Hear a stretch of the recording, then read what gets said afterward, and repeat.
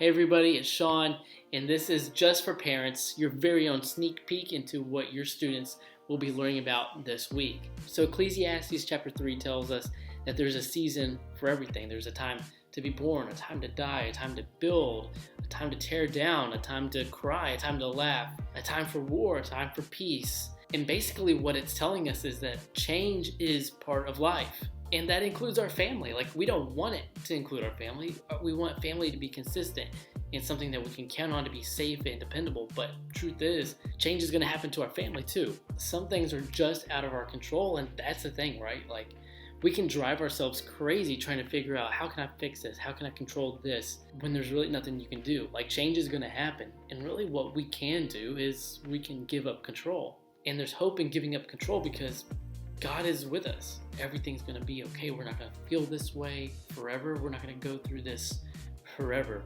And we're reminded in Isaiah chapter 43, verse 2, when you go through deep waters, I will be with you. When you go through rivers of difficulty, you will not drown. When you walk through the fire of oppression, you will not be burned up. The flames will not consume you. God's reminding his people that regardless of what you're going through, I'm going to be right there with you. Everything's going to be okay. It's going to be difficult. It's going to be uncomfortable. We can't control our circumstances, and we definitely can't control people.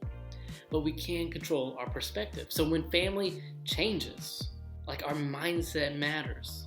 And there's 3 ways that we'll be talking about this Wednesday night with our students, how we can change our mindsets. Number 1, understand that change happens. There's nothing you can do about that. It's going to happen. Number 2 is that God is with you. We see that in Isaiah chapter 43. And if we were to continue reading chapter 43, we would see that God is reminding his people of all the changes that have happened in their history. They've been oppressed. They've lost their homes. They've lost their families. They've been in this land. They've been over to this land.